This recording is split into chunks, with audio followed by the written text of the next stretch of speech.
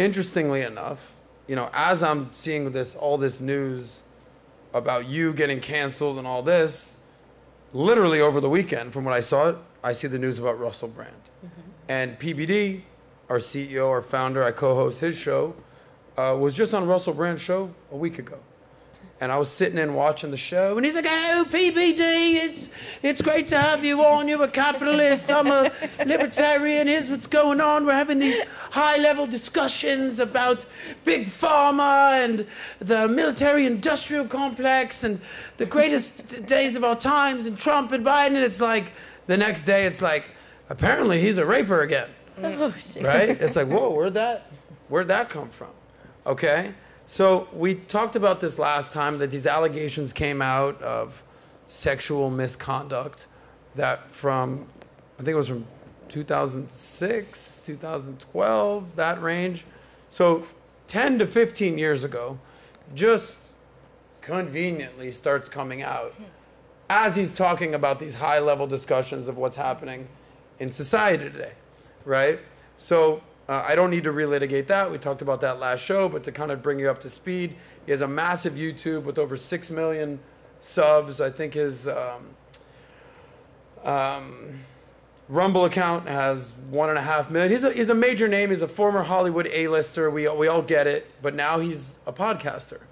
And he's breaking through and having conversations and disrupting, like one of the biggest forces in podcasting.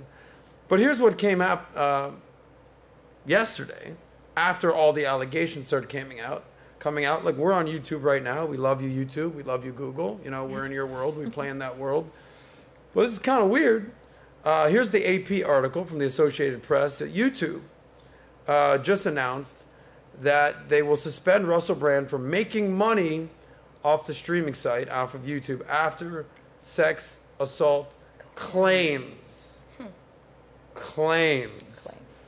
Sort of reminiscent of what happened with my friend Andrew Tate, Tristan Tate. These are claims, these are allegations. Nothing has been proven. Nothing's even true. For the most part, they could just be straight up unsubstantiated lies. We don't know. Here's what happened. YouTube announced that Russell Brand can stay on their platform. So they can still keep making videos. They can still keep getting eyeballs from him, but he will no longer be able to make money off of that because he violated the creator responsibility policy. YouTube said, quote unquote, "If a creator's off-platform behavior harms our users, employees, or ecosystem, we can take action to protect the community." I get it. There's a terms of agreement, TOS, terms of service. I get it. To which Piers Morgan responded, the famous BBC reporter, turned podcaster, basically. He says there's something slightly Orwellian about a business that says it will still host his videos, keeping millions of eyeballs. You know that we're in the attention economy. Eyeballs equals money. Keeping millions of eyeballs on the platform, but won't share in the monetary spoil. So you can keep still everyone off their phones, by the way. You can still keep making videos. You can keep doing eyeballs, but we're just going to keep all the money. And by the way, the BBC streaming service also removed programs featuring Russell that were deemed to fall below, quote unquote, public expectations. So here's what's actually going on right now is that he's been canceled. He's been now demonetized. None of this has been true. As a content creator, how do you feel about this? It's pretty sad. It's horrible. Especially if it hasn't been charged. Anybody can get up there and say, "Hey, he did this to me," because they're jealous or they've been bought. So I think it's unfair. I understand from a business standpoint, hey, we don't want to be associated with such claims because it's how we make money. But at the end of the day, it's kind of, it's not right. And I think that something should be done about people who make claims like that. That's not true. And you guys have podcasts? I'm starting one soon. There she is. Allie, do a podcast? I have a show, Tap That, my beer reviews. Tap That? Yeah. It's not really a podcast yet, but it's a little it's pun show. right there. It's a beer show. That was intentional. Tap That. Yeah, we just... And you guys have podcast that you do I don't. on YouTube? And you guys have YouTube channels? I do. Yes, I do. Oh, okay. So I Yeah. apologize. You all have YouTube channels. Yes. Okay. This is a very famous guy that got canceled. Yeah. You all have YouTube channels, right? How many subs do you have? I just started like last week, so I have just like started. 20 something. What do you have? something like that. 47. 47. By the way, subscribe to King Dre's channel. Let's get him up to 50 by the end of the day. You have a YouTube channel? I do, and I'm not monetized, clearly. You're not monetized. I mean, I have two channels. So you're already like, I've been Well, demonetized. one show is for beer reviews, and it's alcohol Gotcha. related, and so it's not. What about your but yeah. YouTube? It's not very big. 10K followers. Hey, keep that thing growing. How about you guys, Caro? 800. 800,000? No. Just 800. Okay, let's get her up to Yeah, I need 1,000 followers. guys. Let's Send go. me your followers. So, regardless of what you've been, by the way, do you believe these charges as females? Do you believe these charges against Russell Brand? Just on the surface. So the thing about it is that I'm very heavily invested in like world events and things like that too. But in the same token, I can kind of relate to him on a deeper level because I am a stand-up comic, right? Yes. So as comedians, we're expected to have like this big voice about issues until we're talking about something serious. So I feel like he's been talking about the issues that he's been talking about for years now. You know, like there's that old MSNBC interview where they tried to completely discredit him throughout the entire interview. And you're talking to a person who, again, is a very charismatic individual. So he handled himself very well. And he has handled himself very well in those forums when they try to debunk, you know, his intelligence because, okay, it's Russell Brand, you know, the funny guy, you know, forgetting Sarah Marshall inside of you, like, Right. you know. So they try to talk to him like he's an idiot. Here we are, fast forward 2-3 years later, and now people are starting to realize, oh shit, yeah, he's a funny guy, but he knows what the fuck he's talking about. Yeah. You know, so Or does he? exactly. So he's Or putting does the he know a little question too mark. much?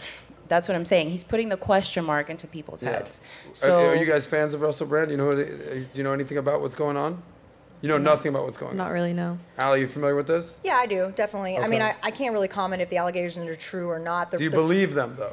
There potentially could be some truth to him, but he's 100% targeted. I mean, I feel it's a little ironic that, like you stated, You might have just hit the nail on the head. He's being a target. he's being targeted. And I'm sure there's a lot of skeletons like this in a lot of people's closets. It's just Yeah. a matter of who's going to actually take that initial and why and what motivates them. You bring up a great point, and here's my point.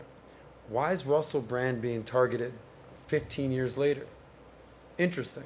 So when I think of guys who get a lot of ass, Russell Brand is on that list, especially being a Hollywood A-lister, being Katy Perry, and he was called Shagger of the Year in like 2010. Okay, but who else is on that list? I put Leonardo DiCaprio on that list. That guy dominates. I put Dan Bilzerian on that list. That's literally his brand. It's shocking he hasn't had, yeah. Okay, great point. Shocking that Dan Bilzerian hasn't had any of these allegations. But why is that? Maybe He doesn't have he it. doesn't talk shit about major things going on in the world, about COVID-related stuff, about election-type stuff, about globalism type stuff, about the World Economic Forum, about the military-industrial complex. That guy's like, I make money and I'll fuck chicks. Duh. They're like, all right, we get it. Keep doing your thing, buddy. But, you know, Leonardo DiCaprio, he talks about saving the world and saving the animals, and he's a Hollywood elite. And they're like, dude, Leo, you want to bang some 24-year-olds, some 19-year-olds? We don't give a shit. Don't talk about politics, though, buddy. But Russell Brand, who's arguably not even on those guys' level. You start talking about World Big Economic Pharma. Forum and Yeah.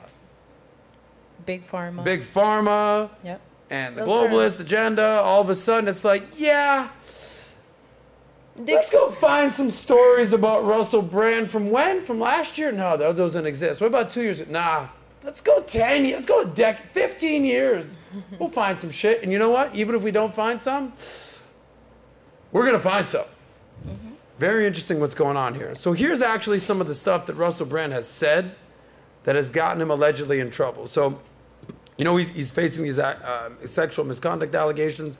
We get it, but fans are basically looking into this and they're like, all right, What was the tip of the spear here? And they found an interview from Bill Maher. I love that show, but Oh, that was a rough interview. this is March 2023, and they're saying that this is the real reason that a lot of the, let's just say, elite wanted to take down Russell Brand. Play that clip. Some facts. The pandemic created at least 40 new big pharma billionaires. Pharmaceutical corporations like Moderna and Pfizer made $1,000 of profit every second from the COVID-19 vaccine. More than two-thirds of Congress received campaign funding from pharmaceutical companies in the 2020 election. Pfizer chairman Albert Bourla told Time magazine in July 2020 that his company was developing a COVID vaccine for the good of humanity, not for money. And of course, Pfizer made $100 billion in profit in 2022. And may I just mention that finally, and this is also a fact, that you, the American public, funded the development of that. The German public funded the BioNTech vaccine. When it came to the profits, they took the profits. When it came to the funding, you paid for the funding. It's difficult not to... But I will just add one thing. It is and then Bill kind of gives a rebuttal and does his thing. But that, he basically addressed some of the stuff that people are very worried about directly on arguably the biggest political talk show, entertainment show in the world, Bill Maher. And that was in March of 2023. So, you know, could it be, based on that type of conversation, you know, an investigation doesn't just happen in a week. It might take a few months, locate some people, but I'm sure you can find some shit in 6 months. Okay. And it's been 6 months to the day since that interview. And you can say it on your podcast, that's one thing. But when you say it on HBO to the world, he shared the stage with another major political person. How many, and every person in politics watches this show, every person. And he's naming names. Albert Bourla, the CEO of Pfizer. That's a name none of us had any clue with who he was. Nobody gave a shit. All of a sudden it's like, yeah, I know who that is because I know many people that took his product, if you know what I'm saying. So, and he's naming names. Guys, I'm not asking you to be political experts here. I'm just saying, use your brains. What are the chances that maybe that upset the wrong person? What do you think? 100%. So if you like that clip, click right here to watch another. Or if you want to watch the entire SOSCAST, click right here.